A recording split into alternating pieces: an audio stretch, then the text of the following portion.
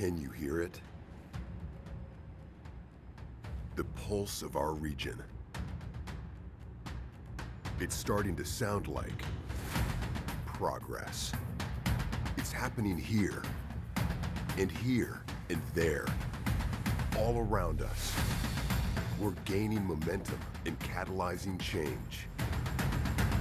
But it doesn't happen on its own. We need each other. Every person, every business, every organization, we all play a role. We're leading. We're collaborating. We're growing. Yeah, we've had some wins. But we still have work to do. We're leveraging our assets, investing in innovation, and creating opportunities for everyone here to share in this momentum. The pulse of our region is strong, it's steady, it's rhythmic. Can you hear it? Can you see it? Are you a part of it? Every beat represents the commitment, the drive, the determination that is uniquely Akron. Our progress is palpable, but we've only just begun. We're gaining traction and building something powerful, something together, something greater.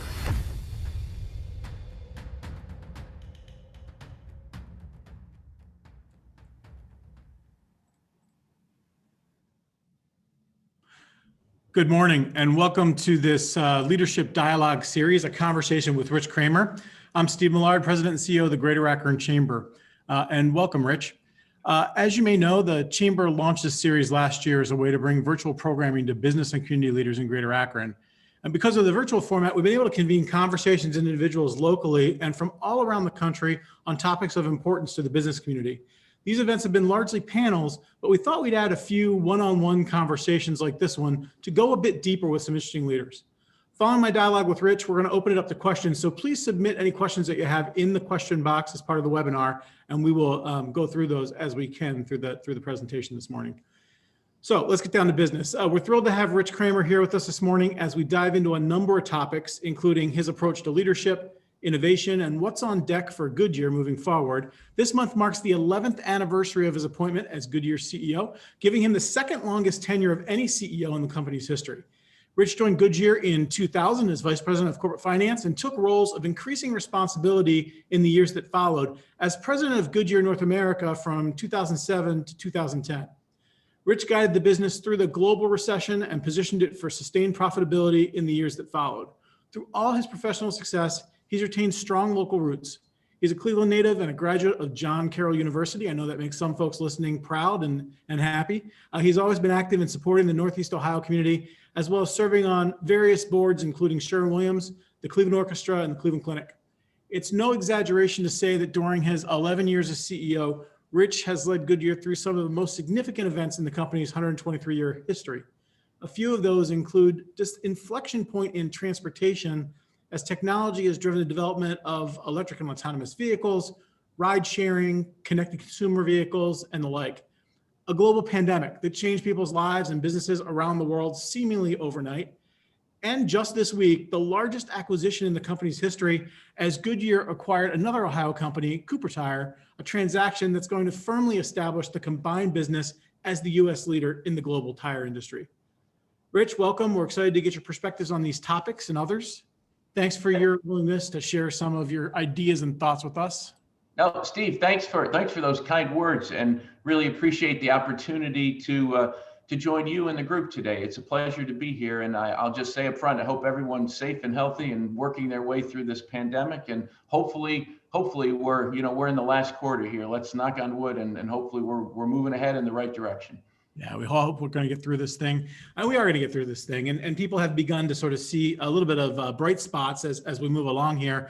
So you now have, as I said, the second longest tenure of any CEO in the company's history. And while 9 of your predecessors faced their own challenges, none had to lead the company through the kind of rapid change that we're seeing right now in technology and mobility, all happening amidst the global pandemic. And none have done an acquisition like we saw earlier announced this week with Cooper. I know the deal is going to take some time to close, but wanted to start with that since it's probably on everybody's mind. So tell us a little bit about that. Why Cooper? What excites you about this deal? Sure. No, it's a great and obvious place to start. So thanks, Steve. First of all, I would say our intention here in this business has always been to play to win. And I think this transaction should be seen in that context as well. And I would also just, tell everyone, I think particularly, in Akron, I think there's a view that the tire industry still looks like it did, 10, 20, 40 years ago, given our long history here in Akron. And I think the thing to point out to everyone, it has dramatically changed. I mean, we have competitors all over the world. There's no less than over 300, some say over 500 Chinese tire companies competing in the global industry. Very good companies. We have competition coming from Korea, from Japan, from Europe, from all over. So we're in a really, really competitive industry, and even more so over the past years. And this deal for us, and I would say for both our companies, really puts two great companies, two great Ohio-based companies together to have a stronger position in that global competitive landscape. As you said, to be the solidified U.S. leader in the global tire industry. And excuse me, that makes us really excited. And we think we have a wonderful opportunity here. If I take a step back, I'd give you a couple things that really make sense for us here. I mean, one is, as you said, it strengthens our global position for sure, strengthens it also in North America, and it nearly doubles our size in China, which I think is really important. I think it also enhances our value proposition, and our ability to serve our customers and consumers. We have now this combined portfolio of complementary brands, the Cooper brand, the Mastercraft brand added to the Goodyear brand and our family of brands. That's great for customers out there. And also it really strengthens our position together as a combined company. And and I think most people listening to this are probably driving them, what's that strong growth market in the light truck and SUV category out there as well. And certainly Cooper has some phenomenal products in that category. And it also lets us to combine our distribution footprint to give us more synergies, even thinking of things like Tire Hub as we move forward. It also improves our financial position as a company. It allows us to grow. It improves our balance sheet, and it gives us the opportunity to really generate more cash flow for us then to invest further in our businesses, particularly, as you said, in this no mobility and fleet world that we know is coming. And finally, I would just say, it's really, in my mind, a tremendous natural fit of another company, Cooper, a company of really talented people, a great organization, and one that I think shares very much the same values that our Goodyear associates do. And I think that's really important as we try to integrate the companies, as we have that strength of commonality to start from. So we're really excited about this, and I think it's great for us, and it's great for Cooper, and I think it's great for Ohio, and it's great for our industry. I mean, all indications are the market seems to like it, and people are excited about it. So congratulations on that move. Was there something particular about the timing right now in terms of what triggered this? Was it anything related to what the business conditions have been over the past year with COVID, et cetera, or anything that's happened? Yeah. Steve, I would say no. I would say I would go back to sort of assessing the competitive landscape and what best we can do and what best we could do together to win in that global environment. Yep. So so you talked about how this positions Goodyear for the future. The size of the combined entity at this point, it's quite a bit larger, makes you a bit bigger, gives you new capabilities. So anything particular about how that positions you worldwide in terms of is the rest of the companies in competition? Well, I think it starts from a really strong international base of Goodyear. As you know, we're 123 years old, and we have some of our businesses around the world as well have been around for 100 years or more. I actually, before the pandemic started, excuse me, last year celebrated our 100-year anniversary in Brazil. So we have a very strong international presence. And like I said, this allows us to almost double our presence in China with the business that Cooper has there. It gives us extra strength in Europe as well, particularly with utilizing their low-cost manufacturing capabilities over there. And it strengthens us in North America as well, not just in the United States. So again, I think it's a win-win all around, both here in the States and around the globe. So you're both Ohio companies. Maybe share some of that same knitting. It's great for the state overall. And how do you see the cultures? Are the cultures similar in the two organizations? Was that a part of your assessment as well? Yeah, I do. I think they are. I mean, for the obvious reasons that we're both here in Ohio, we're both Midwestern value type organizations. I look forward to getting to know the team at Cooper better, but I certainly have known some of their leadership team, and particularly their CEO, Brad Hughes. And I think if Brad is sort of emblematic of the organization he runs, I think that cultural fit is very strong. He's a great person, great set of values, and someone I think that has some of those shared values and shared concerns and shared priorities as we have. So I do think that's going to be a strength of this venture beyond the business side of it as well. Tremendously exciting. So as we think about then other things in the year that are important, the Cooper acquisition, obviously huge, but obviously we're coming through COVID. We said that at the beginning here, but last February and March, COVID was spreading at different rates around the world. And given your global footprint, you were right in the front row of that pandemic as it took root in China. How did you sort of begin to see what was happening there? How did you manage your response to that? Because there were so many unknowns, especially at the very beginning. We had no idea what this was going to look like. Well, you know what, Steve, I think you're right to point out the fact for everyone on this call, as we think back a year ago, and then we get into March, we'll talk about that. But there was so many unknowns out there. I think you're right to point it out. Nobody knew what was coming with this horrible virus. And I would just take a moment to congratulate everyone listening today on both personally and professionally navigating through what was, I know we've all said this before, but a truly unprecedented environment that we have. We started dealing with it in January when we saw this happen to our business in China. And we have a fairly large presence over there as well. And it happened, as things would be, just as Chinese New Year hit, and many of our expats went back to their home countries or on holiday or whatever it was, and in essence got locked out of the country when that happened. So it was very visceral for us, to families, in terms of how they were going to navigate that. And that sort of gave us a warning. But I dare say none of us would have anticipated that it would have the significant impact to us all that it did, even with the warning that we saw coming into China. So we approached this, I think, with one thing in mind straight away, and that was the health and well-being of our associates. That was absolutely the number one element that we focused on for the obvious reasons, and given the unknown of what this virus was going to have in store for us. So that started, and I'll leave the China situation out for a moment. That really started in the US and Europe, and really coming up to a Friday, which I think was March 13th, where we saw this sort of storm coming. And I'll tell you a funny story. We said, well, we probably need to work from home, and we need to think about it. And on that Wednesday, we said, well, let's have people work 2 weeks from home and then 2 weeks back in the office, and then we'll reverse that so we can make sure the technology works, and we'll test everything out. And as we went through that, I went home that night and I said, this is coming. We can't do that. That's way too long. So we literally made this decision on a Thursday and announced on a Friday we were going to start working home on that Monday, March 16th. And we did that. And I can't tell you how proud I am of the team, from the technology working to everyone just being one team and figuring out how to do this and engage to get their work done.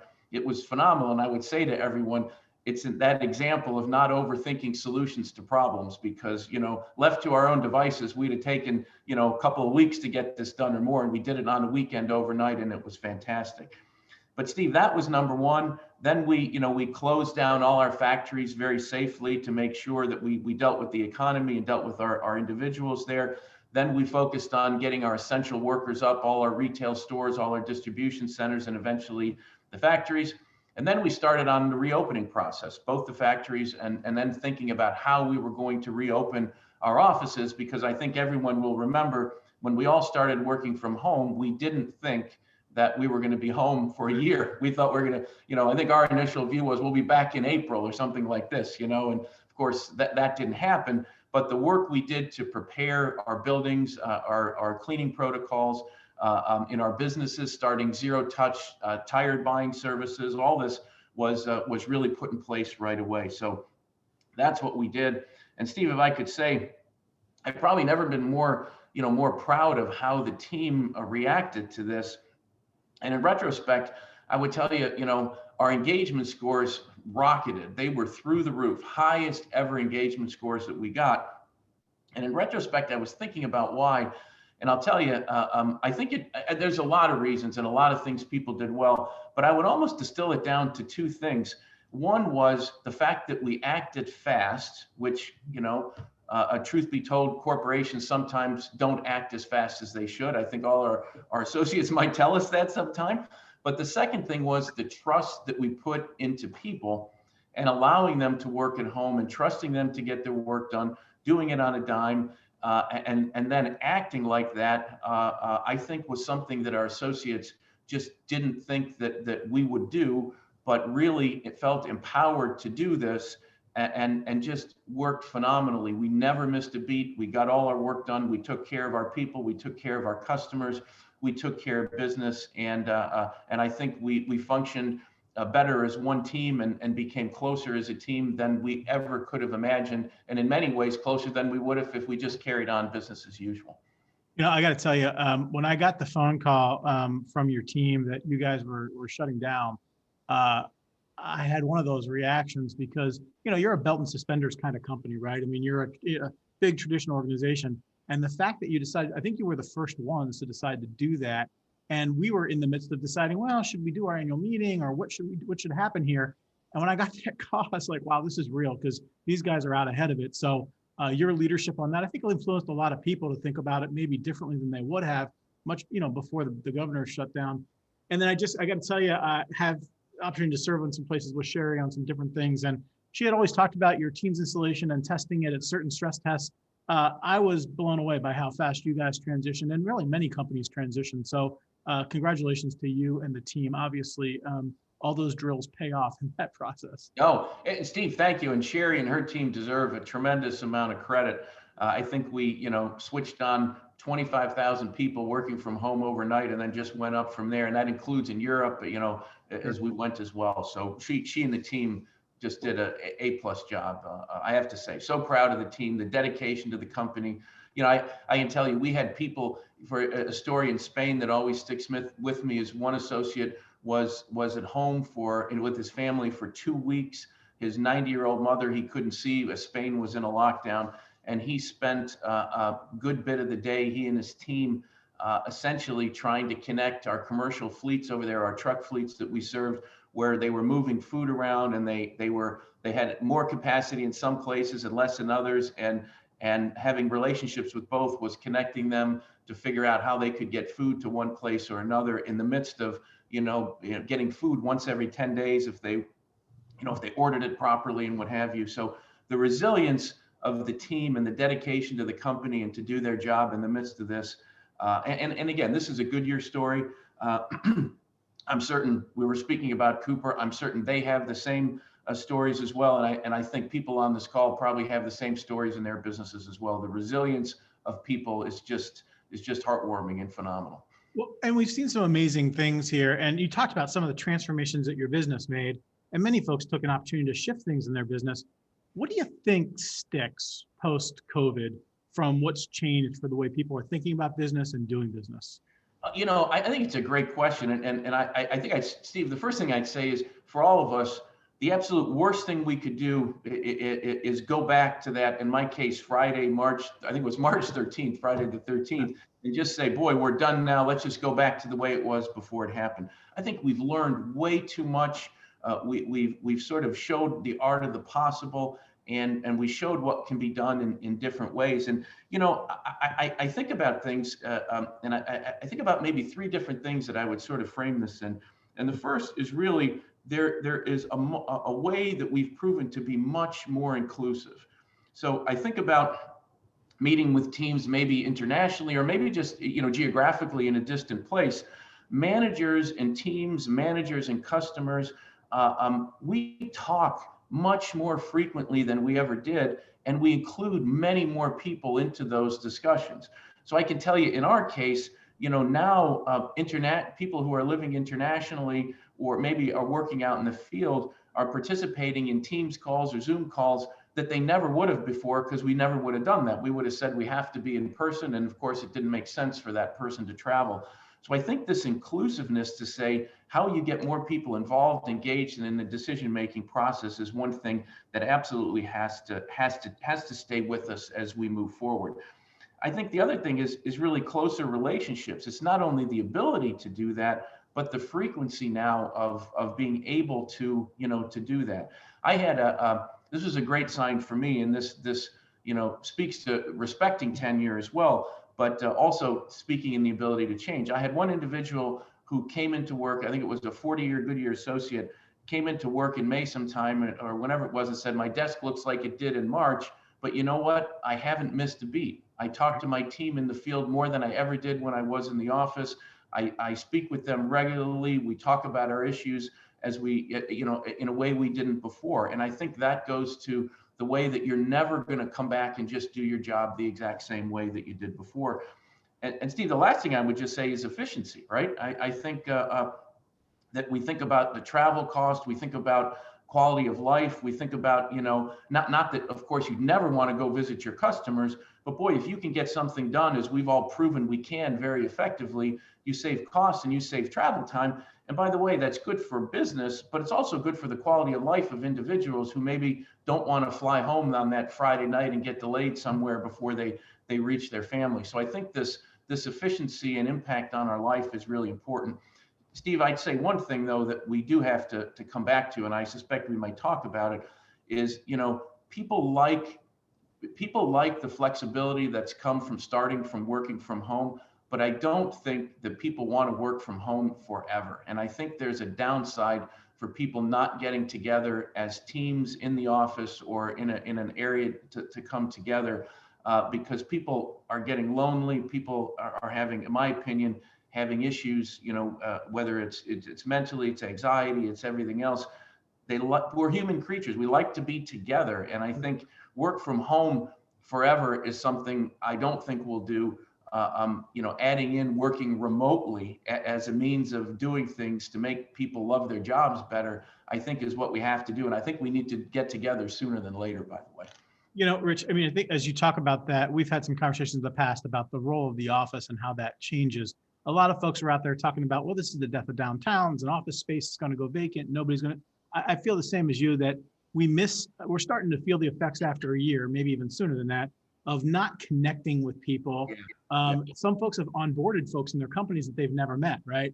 And so that's not sustainable long-term, maybe for everybody, but some mix of the home and the office is what I'm starting to see emerge. How do you see the office being different going forward for Goodyear? So we speak about the office functioning as a tool.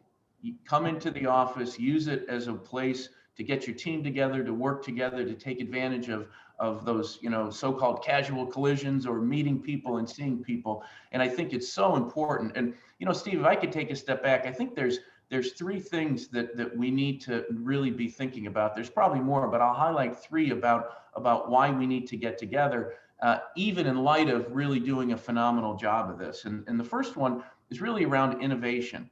I can tell you from a Goodyear perspective, we didn't miss a beat. We industrialized more products when we weren't in the office this past year, I think, than we ever have before. It's a testament to what you can do and how you can do it and with what resources you can do it, because we never would have thought we could do that had we not proved it this year. Really, really good.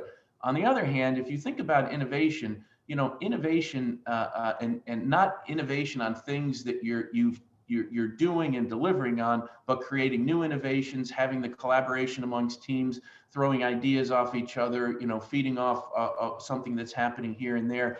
I think new innovations and problem solving, if you will, that's part of that innovation. We have to be together for some time to do that. I don't think you can do that remotely. And I think we're missing that by not coming back into the office, even if it's part.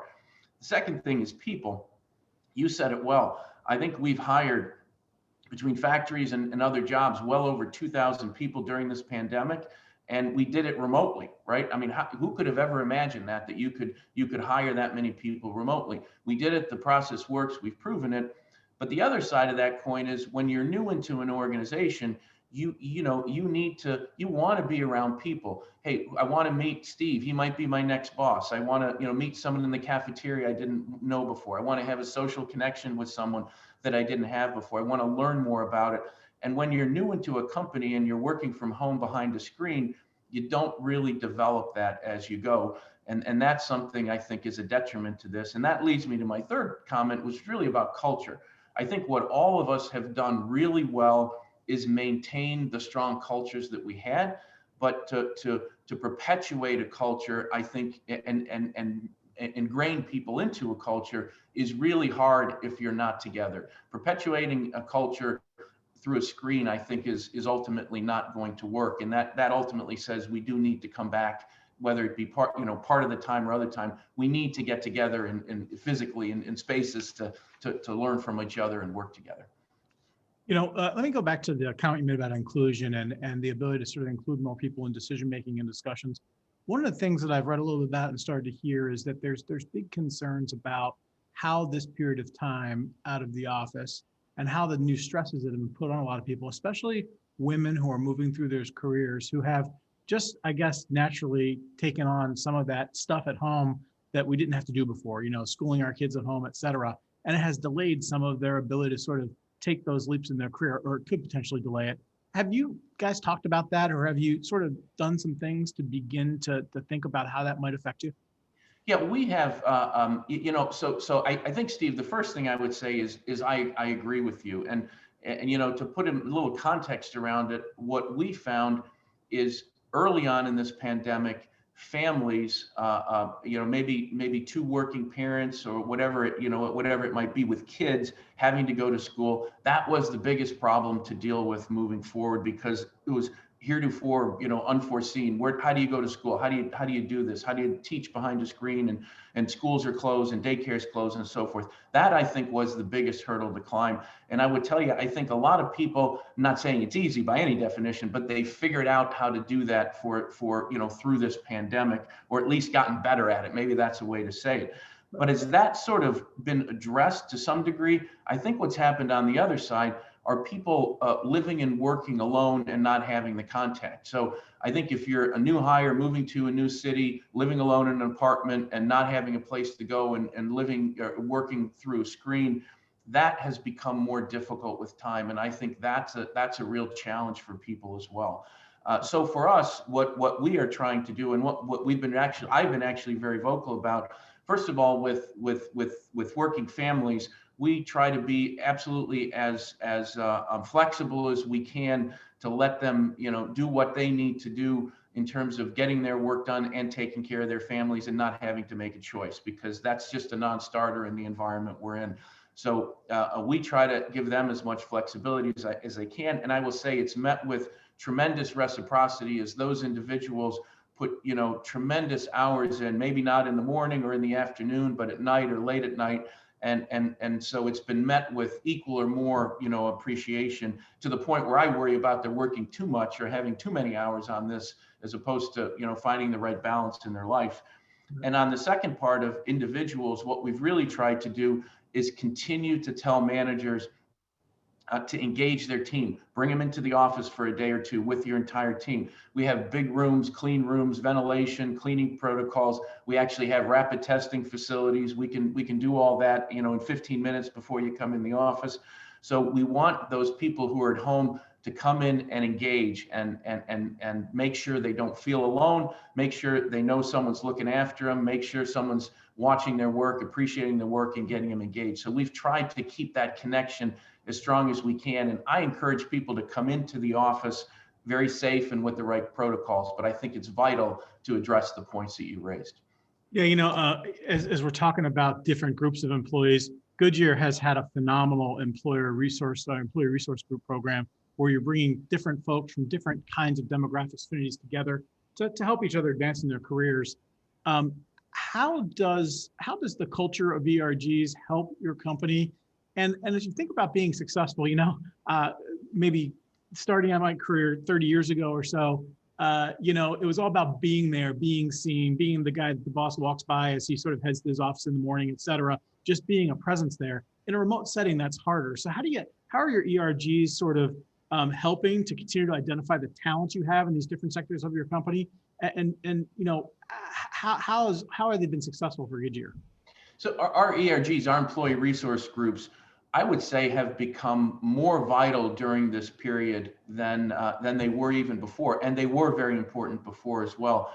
And they've done that by actually being really active and doing some of the things that I just said, having events, doing them virtually, getting people together through the screens, sharing ideas, and just building those connections to make sure that we perpetuate our culture as best as we can during this period of time. And one of the things that we've seen happen, and Laura Duda would speak to this as well, is what we've seen happen is the ERGs aren't just for the employee resource groups themselves, but really now getting people outside those groups to participate in their events, and thus understanding more about the cultural diversity that they're bringing, and doing that in the sense of saying, how do we drive more inclusion and diversity into our company? And oddly enough, because you wouldn't think so in the middle of a pandemic, by virtue of going back to what I said earlier, finding these easier connection points, easier to go to a meeting, easier to have a discussion, easier to get people together by virtue of a Teams meeting, I think we found that their role has actually come more to the fore than it was before, and the engagement in it has really been tremendous. And I think we'll come out of this with more steam than we went into it with. Yep. So let's talk a little bit about innovation. Last year, Goodyear was at the Consumer Electronics Show in Las Vegas, and I didn't know if you just had like this thing for the new Xbox or something, or what you guys were doing out there. As Goodyear, you guys do tires, right? So what does the Consumer Electronics Show have to do with your business? But you've put in place an innovations and ventures business. So talk about innovation at Goodyear and how it's intersecting with technology right now, and just connect the dots for me a little bit. So it's innovation has always been in the DNA of Goodyear, as you can imagine, over our history. But I think more so now, and Steve, I think, particularly what you're talking about, and particularly as we went to CES last year, we have come to the conclusion, and I think rightly so, that mobility is really at an inflection point. It's not coming. It's not something that we're getting ready for. It's here. It's absolutely here, and we're in the middle of it right now as we see these trends happening around with a construct that we do, which we call FACE, which is fleets, autonomous, connected, and electric vehicles. It's happening fast. I think everyone on this call probably knows, California has already put a date out where they're going to stop with internal combustion engines. I think the United Kingdom has done the same. And I think if you go to Europe, what you would see is the penalties that they put in place around CO2 emissions, or not meeting CO2 emissions, are quite punitive. And the only ways that those will be met will be moving away from internal combustion engines and moving toward EVs as we move ahead. And these trends are here, and with EVs will come AVs, and with EVs and AVs will come even a stronger push towards shared mobility.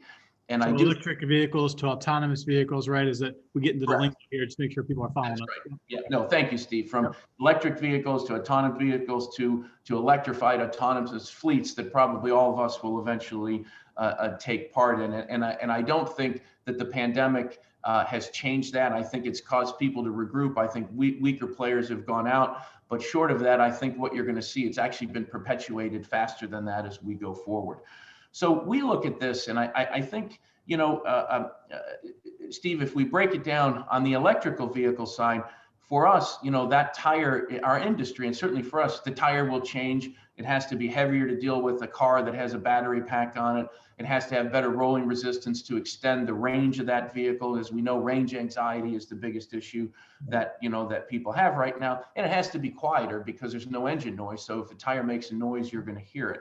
So we've put a lot of technology into that going forward. things like foam and tire to dampen the noise in the vehicle. And I would say, depending on the region, we're as much as 50% of our new OE fitments relate to electric vehicles going forward. So clearly a focus for us. But if we go further on the technology side, as we think about this emerging ecosystem coming, we're also working on an intelligent tire, an integrated tire that moves, that links in with the autonomous vehicle driving systems. And in a simple way, we can measure temperature and pressure, but we can also measure now friction and load and ultimately wear of the tire. And we take all this information together, think of a tire each having its own signature or footprint. We take that, put it up into our cloud, if you will, and then have the ability to share that with the driving systems or the AV driving, the autonomous driving systems of an AV, and real time improve the performance of that AV autonomous vehicle in terms of safety, in terms of performance, in terms of ride and handling. And the simplest example I can give you is, if you all have done this, if you're driving on a road and your tires are a little bit worn and it's a little slippery or icy and you're turning around a corner, you'll tend to maybe hold on the wheel tighter, get off the gas, and then put your foot on the brake to manage that car with some worn tires around the bend. Think about that now in the context of, if there is no one behind the wheel, how does an autonomous vehicle deal with that? And what we've already shown is that by including our information into the AV driving systems, we can improve the safety by taking a worn tire and stopping it 30% faster than it otherwise would with the natural AV driving systems that are in that car.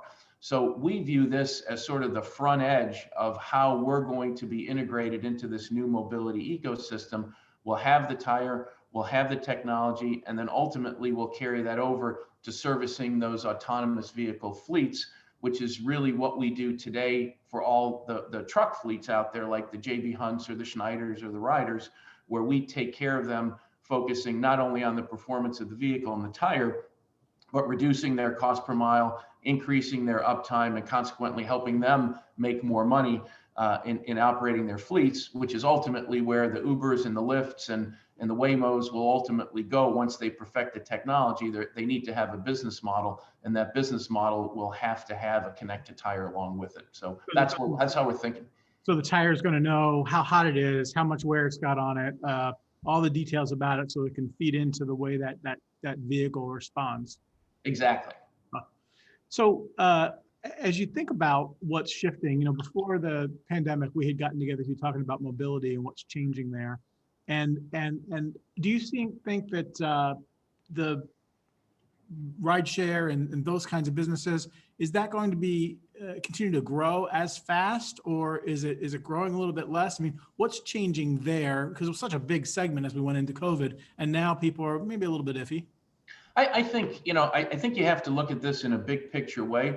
Clearly, a personal mobility at the moment versus shared mobility is at a premium because of the pandemic as we think about this. So clearly that is true. However, as we also think about cities and urban areas, once the pandemic subsides, I think over time, you're absolutely going to see people going back to cities. I don't think urban areas are ultimately going to go away. You might have different people living in there that you did before in terms of how people are moving and others coming in, but urban life is not going to go backwards once the pandemic is addressed. I don't believe that. I don't think anyone ultimately should believe that. As that happens, I think think about shared mobility the same way.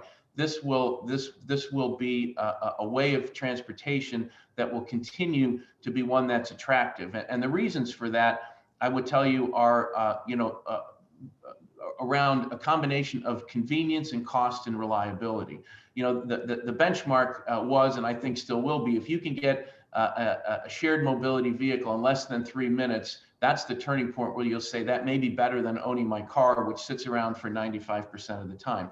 The second one is the cost. When the cost comes down to a point where it's cheaper to do that than buying a car, you're going to do that. And the third is just that convenience of not having to have your own car, having to pay insurance, having to pay everything else. Those are really attractive attributes, particularly in an urban environment. Then you can take that on to what else you might do in a in a less urban environment like where we all live today. And I think, probably Uber and Lyft business, as an example, is actually increasing dramatically as people are already getting comfortable with it as a source of transportation. So I think it will absolutely be back, and this is a pause, that's all. Here to stay. So a few questions that we've got from folks that we want to get to here, because we know we've got to get you out of here on time for your next big commitment.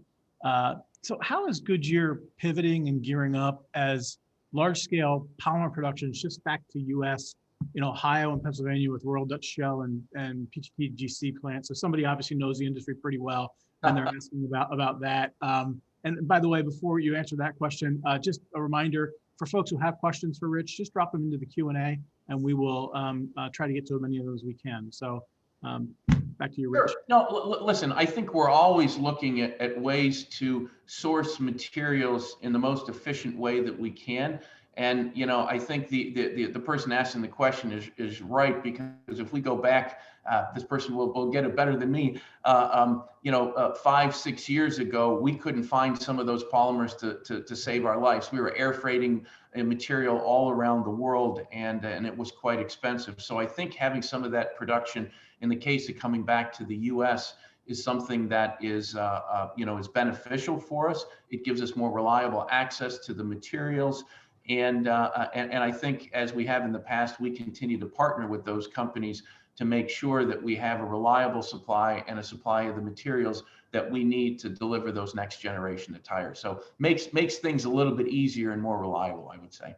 Yeah, I know that we are working on a project with some folks from your company and others across the region on what are the joint problems that we have in our polymer community here, and how do we do a better job getting to the next level. It's such a large part of our economic makeup here in this region, based on the history and strength of a lot of your companies, and we think there's great opportunities there. So, yeah. So there's a lot ahead there. So you're a Northeast Ohio guy. You've got a global perspective on the world, the communities, cultures. What do you like so much about Northeast Ohio, the people here? What's unique about this place to do business versus other places maybe that you've been? There are wonderful, as you know, wonderful places all around the world to do business. So my comments in support of where we all live is certainly not a negative against anywhere else. But this is, we all know we have a phenomenal access to talent here in Northern Ohio. We have a tremendous infrastructure around educational institutions. And I would tell you, we have a loyalty of our people here that really forms the backbone of our company. I think we still hire the largest number of engineers graduating from University of Akron, and those individuals tend to have a long tenure with the company, and obviously they are incredibly talented individuals that help us drive our business. And when you're in a business like ours, understanding material science for tires, understanding the impact on a mold shape, on how a tire performs, understanding the different polymer structures to achieve what we need to do, those aren't things that you can learn overnight. They require some experience. So that longevity and deep understanding of our company is really important. And when you think about this region, people who are here love the region, they love our quality of life, they love the infrastructure, and they're incredibly loyal and dedicated to the employers that they have here. And I think that makes this a really special place among a lot of other reasons as well, Steve. That's great. Another question from our audience today. So Goodyear is a really strong company. What does Cooper do better than Goodyear today so that it makes sense to buy them? I see this Cooper tug of war going on in the virtual audience here. So talk. I think Cooper does a lot of things great, and probably more than I'll learn, because we can't have the contact yet as our deal goes through regulation and the like. So the first thing I'll say, I look forward to learning more, because I'm certain I don't appreciate all the things that they do really well. But I will tell you, they make fantastic products. I mean, as we look at, as I mentioned it earlier, Cooper light truck and SUV tires are tremendous. Certainly they have tremendous abilities in manufacturing. They're dealing with the same things we are around the increasingly complex product portfolios that we have to deal with and how we get those through our manufacturing facilities. I know they do a great job at that as well, and I'm probably just scratching the surface. So Steve, the last thing that we as Goodyear, well, let me say it different. The thing that we, and I think about as a leader, that we have to have, and I think we do as a company, and it maybe goes back to our region as well, we have to be humble. We don't do everything the best. We do a lot of things really good, and we're tremendously proud about those. But the worst thing we could do is think that we do things better, better than everyone else and have nothing to learn. And I think that's the spirit, that spirit of humility is how we're going to approach what we can learn from Cooper as well. And I'm certain we can. Yeah, when you stop learning, you start missing stuff. So I got two questions here I'm going to put together a little bit, so bear with me. But so one of the questions was how the movement around diversity, equity, and inclusion is impacting your strategies going forward. But then a second question, sort of talking specifically about the Senate considering the upcoming Equality Act vote. And Goodyear has been ahead of the curve with the development and support of the Goodyear Pride Network. So why did Goodyear make this commitment to LGBTQ and ally employees? And what advice would you give to other CEOs who maybe don't support the Equality Act or aren't sure about how to embrace these things? Steve, I think first of all, I'll go back and we all know this. Our mothers probably gave us the best advice, right? And my mothers taught us the golden rule: treat other people the way you'd want to be treated yourself. And I think that's our underlying philosophy at Goodyear. We want people to bring their whole selves to work, be comfortable coming to work, and have a workplace that they're proud of and have opportunities to contribute and to improve their careers. And I think that's the core of what we're trying to do. And that obviously fits into this definition of inclusiveness and diversity.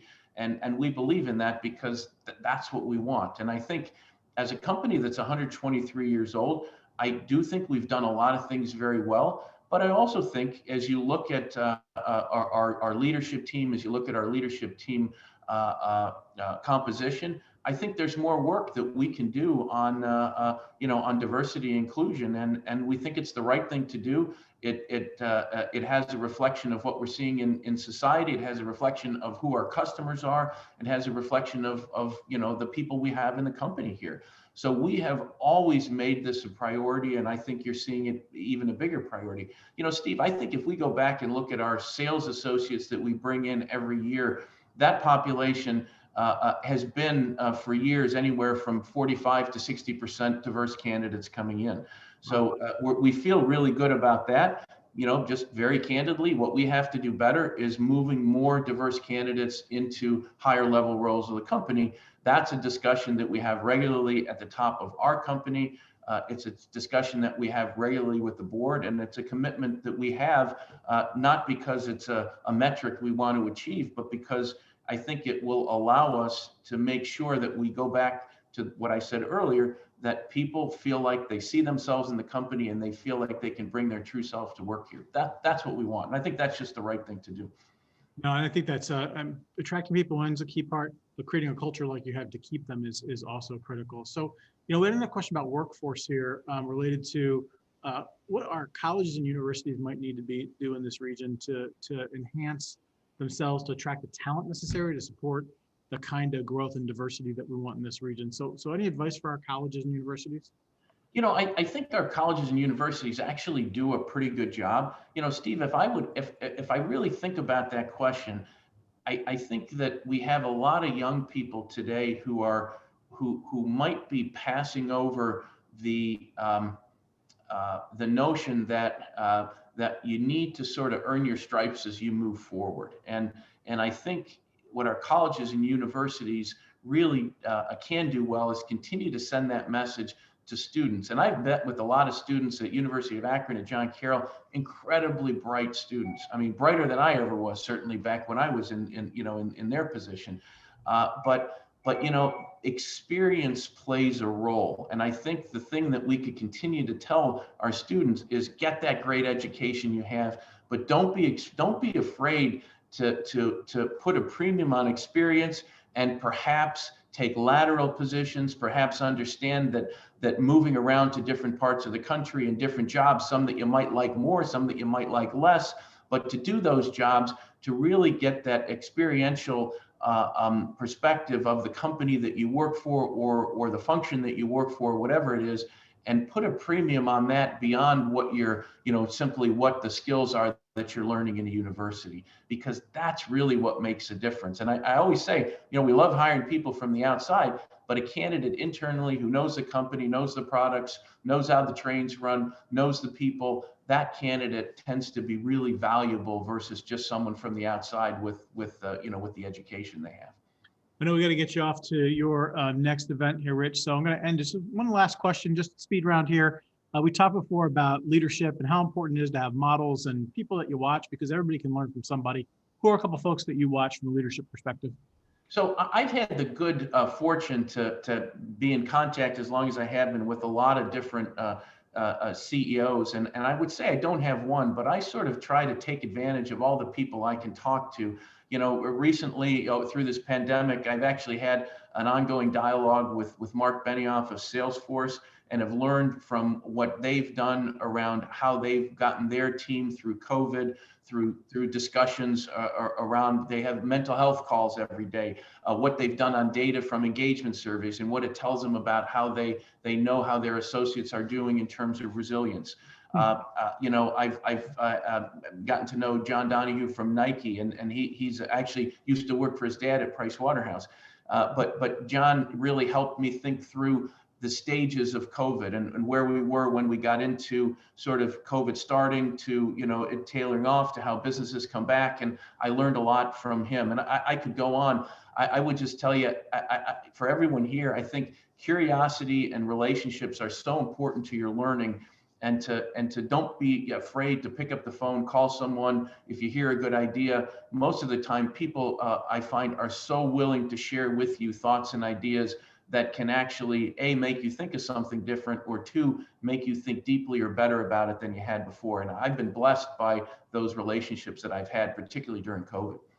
Rich, that's such a great point to end on. You can grab a little bit of something from everybody that you talk to, always being open to sort of, reaching out and making those calls. And I think we've all gotten a lot from being able to listen to some of your perspectives today. Thank you for your leadership and sharing your insights and perspectives with us. We're fortunate as a region to have somebody like you who's both globally connected to what's shifting in the world, but also locally committed to the success of Greater Akron. So we appreciate that and Goodyear's ongoing support for our community. Excited about the opportunities that you have ahead and what lies ahead over the next 6 months to a year with the Cooper work and everything else that you've got on your plate. Thanks for being with us today. And we're going to let you go to your next thing. I have just a few program notes for some of you. Thanks, first of all, to our sponsors today, the Akron Beacon Journal and Local IQ. Our next leadership dialogue is going to be on Thursday, March 11th. We're going to have a panel of healthcare leaders talking about the topic of crisis command, not just about COVID, but really about how healthcare leaders are changing the game and leading their companies. John Langell of Neobed is going to moderate that event and be joined by a number of leaders in the industry. March 23rd, we're going to have a leadership dialogue on fostering an anti-racist workplace. We'll host a conversation between Dana Brownlee, President of Professionalism Matters and the Senior Contributor for Forbes Careers, and Dr. Cliff Devaney, President and CEO of Summa Health. So that'll be, I think, a great candid discussion about elements critical to leading to address microaggressions, strong leadership in this space, and systems that don't perpetuate racism and inhibit inclusion. And then our other events can be found on our events calendar. I'd also draw your attention to some of our new cohorts of women's leadership events and also our virtual DC fly-in. More information on our website there. Next week, we'll be with a number of our elected officials talking about policy initiatives for Greater Akron. So thank you again, Rich. We appreciate your time with us today. Thank you, Steve, and thanks for all those attending. Really appreciate the time you've taken out of your schedules as well. So thank you. Stay safe and healthy, everyone. Yep. Have a great weekend, all. Thank you.